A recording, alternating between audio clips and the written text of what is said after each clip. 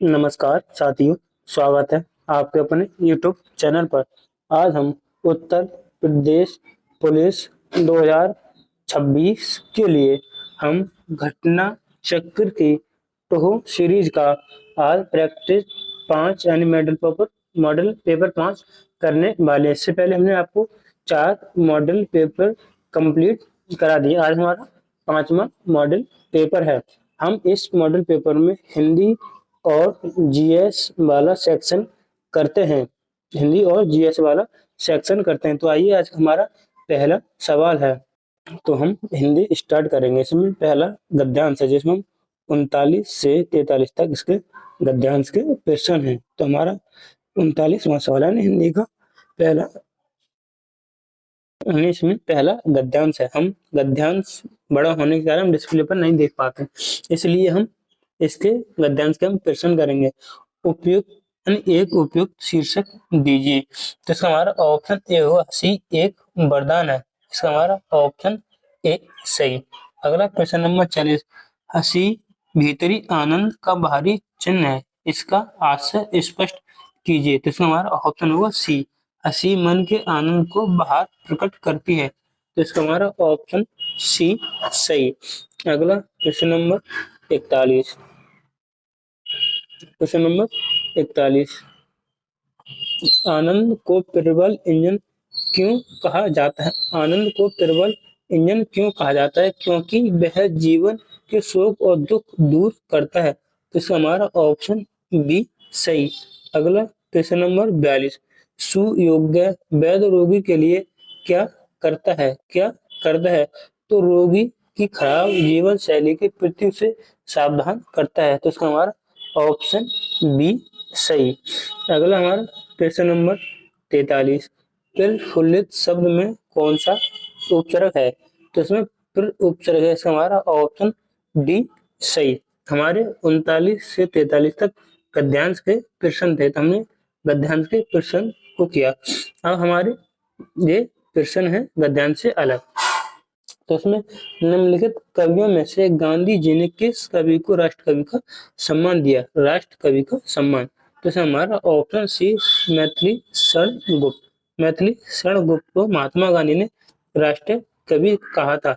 वर्ष 1912 में इन्होंने भारती की रचना की, जो उस समय आजादी के योद्धाओं के तेज बीच लोकप्रिय हुई थी। इसलिए महात्मा गांधी ने इन्हें राष्ट्र कवि कहा था। मैथिली शरण गुप्त, ऑप्शन हमारा सी। अगला प्रश्न नंबर 45, देवदास उपन्यास पर 3 बार फिल्म बन चुकी है, उपन्यासकार का नाम क्या है? तो इसका शरद चंद्र चट्टोपाध्याय। इसका हमारा ऑप्शन बी है। जैसे प्रेमचंद की रचना गोदान, सेवा सदन, प्रेम सरम, निर्मला, रंगभूमि, कर्मभूमि, काया कल्प, गबन और मंगलसूत्र। और धर्मवीर भारती की गुनाहों का देवता, कन्नू प्रिया। और जैसे रामचंद्र शुक्ल,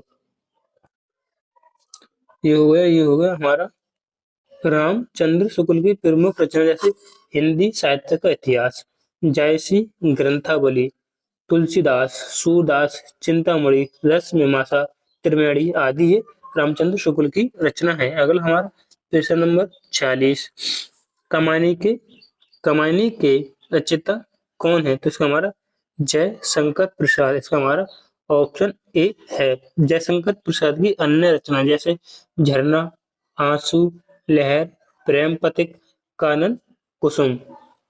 सूर्यकांत त्रिपाठी की देख जैसे अनामिका है, परिमल, गीतगा, अप्सरा है, तुलसीदास और जूही की कली है।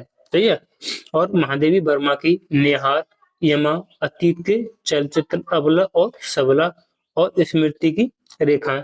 सुमित्रानंद पंत की प्रमुख रचना जैसे युगान, युगवाणी, बीड़ा, गुंजन, युगपत और लोकायतन, ये प्रमुख सुमित्रानंद पंत की रचना है। अगला प्रश्न नंबर 47, कौन सी रचना तुलसीदास की नहीं है? तुलसीदास की नहीं। दोहावली तुलसीदास की है, गीतावली तुलसीदास की, रामचरितमानस तुलसीदास की, यमा महादेवी वर्मा की है। तो इसका हमारा ऑप्शन डी सही। अगला हमारा प्रश्न नंबर 48, निम्नलिखित में से शब्दों में से विशेषण को पहचानिए। विशेषण, तो इसमें हमारा ऐतिहासिक विशेषण है, इसका हमारा ऑप्शन ए सही, ऐतिहासिक ऑप्शन ए। जगना मूल रूप क्रिया का प्रथम प्रणार्थक रूप क्या होगा? तो जगाना, इसका हमारा ऑप्शन ए होगा, जगाना। अगर मुझे द्वितीय तो जगबाना, द्वितीय प्रणार्थक जगबाना, प्रथम जगाना। तो अगला प्रश्न हमारा, नहीं, एक मिनट, ये वाला जगवाना, तो यहाँ डंडा नहीं है, तो ये वाला गलत होगा, ये वाला होगा जगवाना, ये होगा जगाना। ये हमारा द्वितीय प्रार्थक क्रिया, ये वाला नहीं है। अगला हमारा प्रश्न नंबर 50, निम्नलिखित वाक्यों में से पूर्व वर्तमान काल को स्पष्ट कीजिए। पूर्व वर्तमान काल को स्पष्ट कीजिए। हम पढ़ने, अब हमारे पढ़ने का समय हो गया है, पूर्व वर्तमान काल है, तो इसका हमारा ऑप्शन ए सही है। वह घूमने जा रहा है, वाक्य में तात्कालिक वर्तमान काल है। वह पढ़ रहा था, वह पढ़ रहा था, यह अपूर्व भूतकाल है। मैं बाहर जाऊंगा, यह सामान्य भविष्य काल है। अगला प्रश्न नंबर 51, सुरेश गीत गा रहा था, वाक्य में काल कौन सा है? सुरेश गीत गा रहा था, उसमें अपूर्व भूतकाल, अपूर्व भूतकाल का हमारा ऑप्शन ए सही। अगला प्रश्न नंबर 52, पक्षी दाना चुंग रहा है, रेखांकित शब्द का पर्यायवाची शब्द नहीं है, पर्यायवाची नहीं है पक्षी का, तो इसमें अंडज भी होगा पक्षी का, और नवज। पंकज, पंकज शब्द है, ये पंकज कमल का पर्यायवाची है, कमल का, कमल का। एक अरविंद हो गया, सत दल, सतदल और जलज, ये भी कमल के पर्यायवाची हैं। अगला हमारा प्रश्न नंबर 53, हमें अनाथ बच्चों की मदद करनी चाहिए, रेखांकित शब्द का विलोप, तो अनाथ का होगा सनाथ, इसका हमारा ऑप्शन ए सही।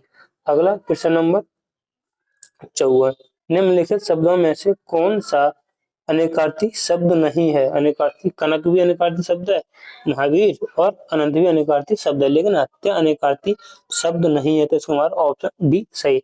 जिनका संबंध आध्यात्मिक के लिए होता है उनके लिए एक शब्द, तो बोलेंगे आध्यात्मिक, इसका हमारा ऑप्शन ए होगा आध्यात्मिक। धार्मिक, जिसका संबंध धर्म से होता है धार्मिक, जिसका संबंध शास्त्र होता है शास्त्रीय। अगला हमारा प्रश्न नंबर 56, इनमें से कौन सा जोड़ा समरूपी भिन्नार्थक है? तो इसका हमारा ऑप्शन ए होगा अवधि और अवधि, इसका हमारा ऑप्शन ए अवधि। अवधि यह एक समय को दर्शाता है और ये अवधि हमारी बोली है, तो इसका हमारा ऑप्शन ए सही। अगला प्रश्न नंबर 57, हमें प्रतिदिन सूर्य नमस्कार करना चाहिए, रेखांकित शब्द को पहचानिए। हमें प्रतिदिन सूर्य नमस्कार करना चाहिए, तो प्रतिदिन, तो प्रतिदिन यह अव्यय है, तो इसका हमारा ऑप्शन बी होगा अव्यय। लिंग, जाति, वचन, कारक आदि के कारण किस इनमें परिवर्तन नहीं होता अव्यय में। अव्यय के 5 प्रकार, कितने? 5 प्रकार होते हैं, कौन सा? क्रिया, विशेषण अव्यय, समुच्चय बोधक अव्यय, संबंध बोधक, विस्मादि बोधक और एक निपात आते हैं, तो इसका हमारा ऑप्शन तो बी होगा। अगला हमारा प्रश्न नंबर 58, मिलाप शब्द में कौन सा प्रत्यय है? तो है मिल, धन, आपसे मिलकर बना है, तो इसमें आप प्रत्यय है, इसका हमारा ऑप्शन बी होगा। जैसे प्रत्यय दो शब्द से मिला है, प्रत्यय, तो प्रति धन है, तो इसमें भी बूझे प्रत्यय क्या है, तो इसमें प्रति प्रत्यय है प्रत्यय में, तो इसका हमारा ऑप्शन बी होगा मिलाप में प्रत्यय। प्रति आघात, प्रति आघात की संधि रूप क्या होगा? संधि रूप क्या है? तो इसका हमारा ऑप्शन ए प्रत्याघात, इसका हमारा ऑप्शन ए सही।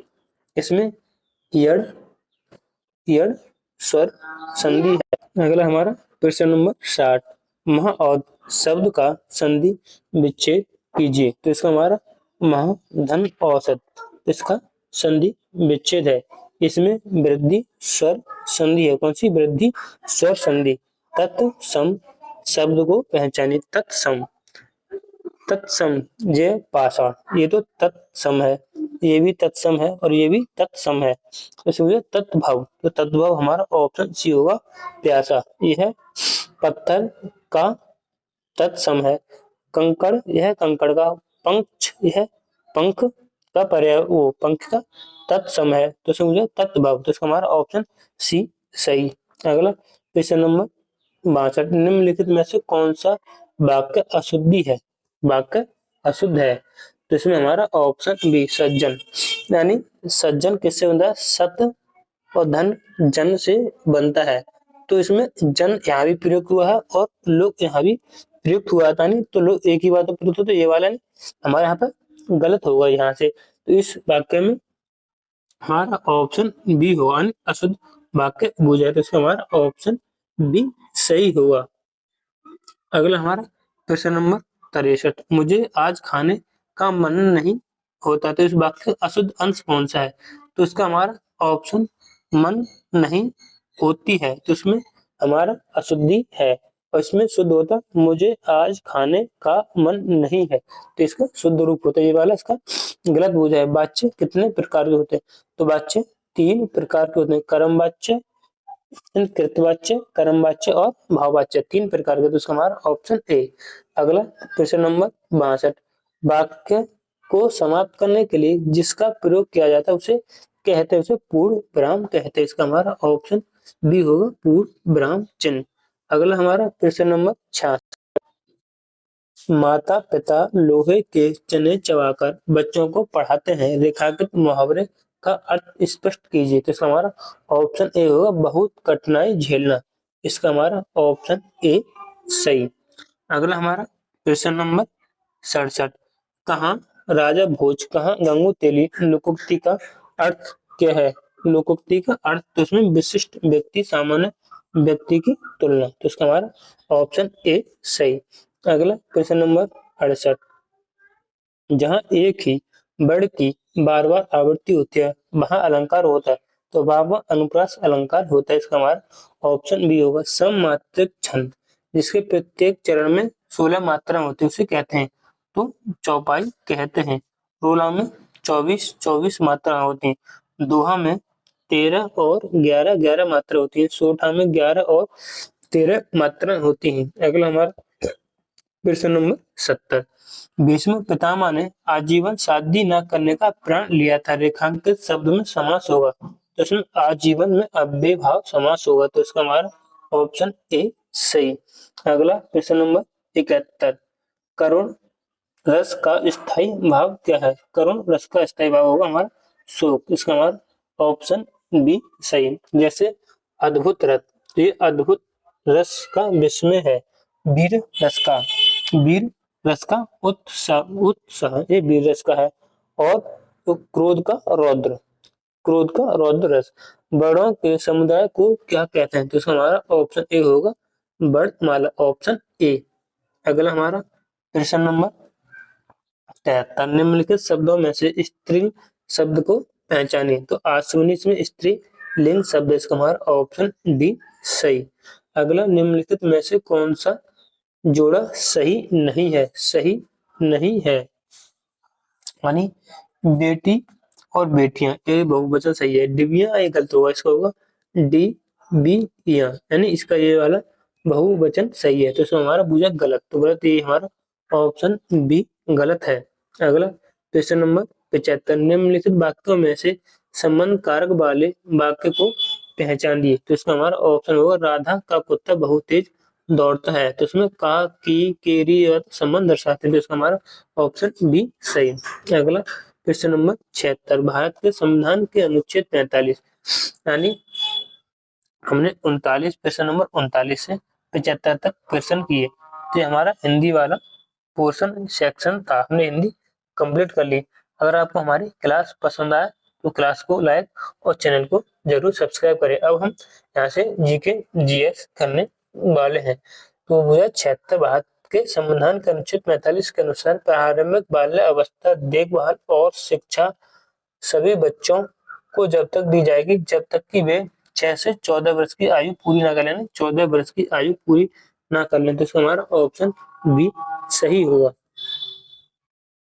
जब तक कि वे वर्ष के आयु की नवान 6 से 14 वर्ष तक की आयु, 6 से 14 वर्ष तक की आयु, तो इसमें हमारा ऑप्शन सी होगा ना कि बी। इसमें हमारा ऑप्शन सी होगा 6 वर्ष से, 6 वर्ष से ऑप्शन सी। अगला प्रश्न नंबर 77, कौन सा दर्रा सिक्किम को चीन के तिब्बत समतल क्षेत्र से जोड़ता है? तो नाथुला दर्रा। इसका हमारा ऑप्शन ए होगा नाथुला दर्रा। हरिहर हरिहर और बुक्का भाइयों ने किस वर्ष विजयनगर की स्थापना की थी? तो उन्होंने हमारा ऑप्शन ए 1336 में की थी और इनके पिता का नाम था संगम। तो संगम के नाम से उन्होंने एक वंश की स्थापना की, संगम वंश कहलाया। अगला हमारा प्रश्न नंबर 79, किस उद्योग को आधुनिक उद्योग की रीढ़ कहा जाता है? तो इसमें बोलेंगे लोहा और इस्पात। इसका हमारा ऑप्शन बी सही है। अगला प्रश्न नंबर 80, संयुक्त प्रांत का नाम उत्तर प्रदेश में बदलने के बाद इसके प्रथम राज्यपाल कौन थे? तो इसमें सर हार्मोरजी फिरोज शाह मोदी। इसका हमारा ऑप्शन ए सही। अगला प्रश्न नंबर 81, पादप निकाय के किस भाग को पौधों का खाद्य कारखाना कहा जाता है? तो हमारा पत्ता। इसका ऑप्शन बी सही। अगला प्रश्न नंबर 82, निम्नलिखित में से किस रोग को अफ्रीकी ट्रोपोनसोमियस के नाम से जाना जाता है? तो निद्रालुता रोग। इसका हमारा ऑप्शन बी सही। अगला प्रश्न नंबर 83, महानदी बेसिन में बना कौन सा बांध नियंत्रण यानी बाढ़ को नियंत्रण करने के लिए जल संरक्षण को समाहित करता है? तो इसका हमारा ऑप्शन ए होगा हीरा कुंड बांध महानदी के बेसिन पर बना है, उड़ीसा राज्य में स्थित है। अगला प्रश्न नंबर 84, उत्तर प्रदेश की प्रथम महिला राज्यपाल सरोजिनी नायडू निम्नलिखित में से किस अवधि के दौरान कार्यभार संभाला? तो इसका हमारा ऑप्शन बी यानी 15 अगस्त 1947 से 2 मार्च 1949 तक कार्यभार संभाला। तो इसका हमारा ऑप्शन बी सही होगा। अगला प्रश्न नंबर 85, इलाची पहाड़ियां निम्नलिखित में से किस पर्वत श्रृंखला में स्थित है? किस पर्वत श्रृंखला में स्थित है? तो यह पश्चिमी घाट। इसका हमारा ऑप्शन बी सही होगा, पश्चिमी घाट। अगला हमारा प्रश्न नंबर 86, सदिया और धुबरी के बीच राष्ट्रीय अंतर्देशीय जल मार्ग किस नदी पर स्थित है? तो यह ब्रह्मपुत्र नदी पर स्थित है, यानी इसे बोलते हैं जल मार्ग 2 यानी जल राष्ट्रीय जल मार्ग 2। ये है जल मार्ग, बांग्लादेश के साथ द्विपक्षीय व्यवहार को बढ़ावा देता है।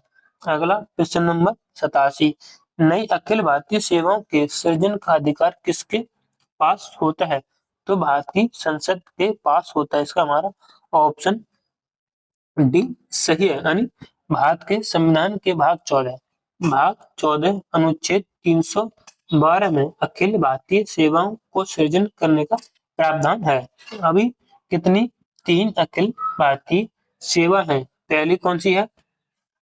पहली है प्रशासनिक भारतीय प्रशासनिक सेवा और दूसरी भारतीय पुलिस सेवा के नाम से 2 अखिल भारतीय सेवाओं का उल्लेख किया गया था। फिर 1966 में भारतीय वन सेवा नामक तीसरी अखिल भारतीय सेवा का गठन किया गया था। अगला हमारा प्रश्न नंबर 88, ईरान से दिल्ली तक कलाकार वीर सैयद अली और अब्दुल असमद के साथ कौन सा मुगल शासक आया था? तो इसका हमारा हुमायूं। इसका हमारा ऑप्शन बी सही।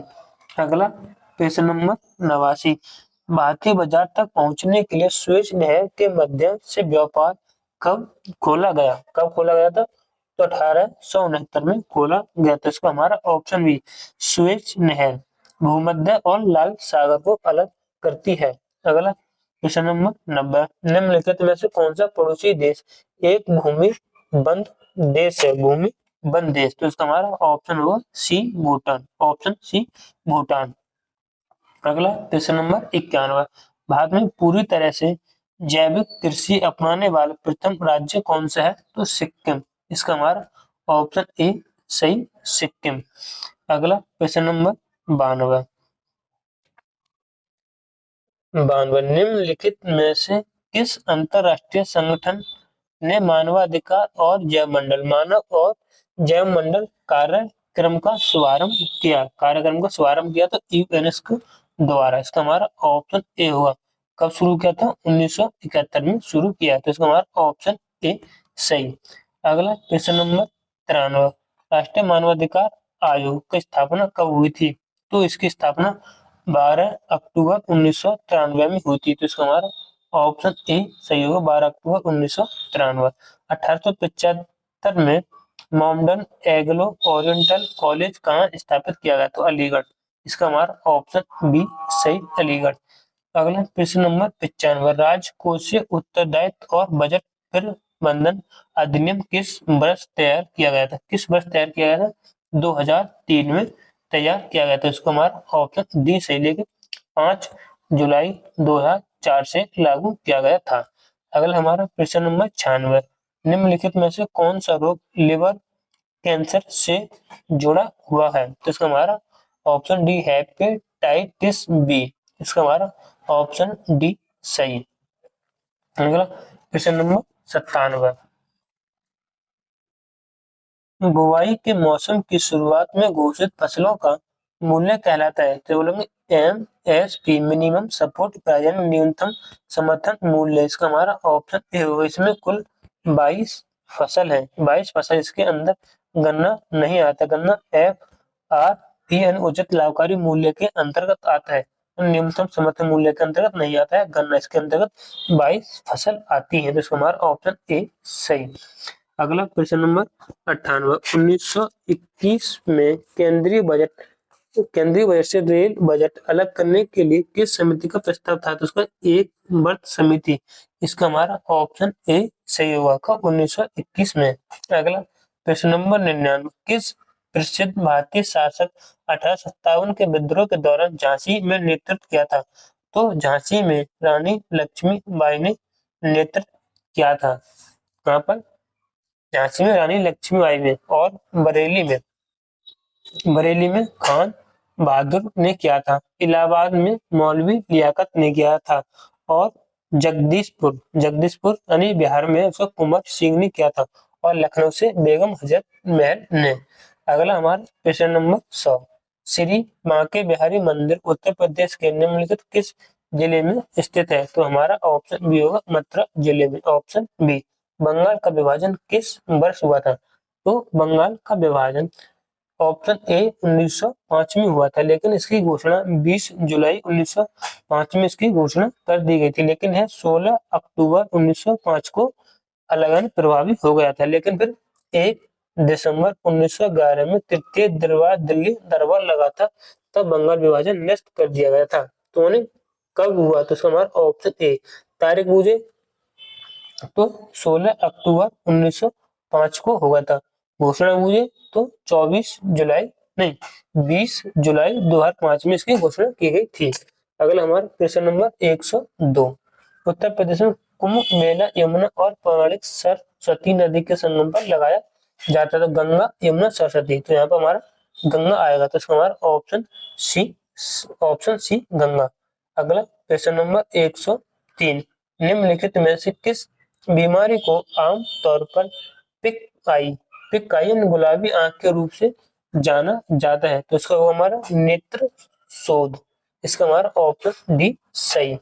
अगला प्रश्न नंबर 104, उत्तर प्रदेश का पहला ताजा कचरे का डंपिंग स्थल शून्य शहर बना है। तो इसका हमारा ऑप्शन होगा लखनऊ। Option A Lucknow. अगला, विकसित भारत रामजी अधिनियम 2025 के तहत ग्राम पंचायतों को न्यूनतम कितने प्रतिशत कार्य लागत का निष्पादन करना अनिवार्य है? तो इसका हमारा ऑप्शन सी होगा 50%। अगला प्रश्न नंबर 106, भारत उत्तर प्रदेश के प्रति व्यक्ति आय वर्ष 2025-26 में लगभग कितनी होने का अनुमान है? तो इसका हमारा ऑप्शन सी होगा 1,20,000। इसका ऑप्शन सी। अगला क्वेश्चन नंबर 7, निम्नलिखित कथनों पर विचार कीजिए। उत्तर प्रदेश की अर्थव्यवस्था में सेवा क्षेत्र का योगदान राष्ट्रीय औसत से कम है। तो ये वाला इसका कथन सही है। भारत में सेवा क्षेत्र योगदान 50% अधिक है, ये भी सही है। तो इसका हमारा ऑप्शन सी होगा, ए और बी दोनों सही। प्रश्न नंबर 108, एक मिनट, फरवरी 2026 में वैश्विक शिक्षक पुरस्कार 2026 किसे प्रदान किया गया? किसे प्रदान किया गया था? तो इसका हमारा ऑप्शन सी रूबल नागी ऑप्शन सी। अगला प्रश्न नंबर 109। जनवरी 2026 में मुख्यमंत्री रहत योजना किस राज्य में शुरू की गई थी? तो इसका हमारा ऑप्शन बी पंजाब में शुरू की गई थी। अगला प्रश्न नंबर 110।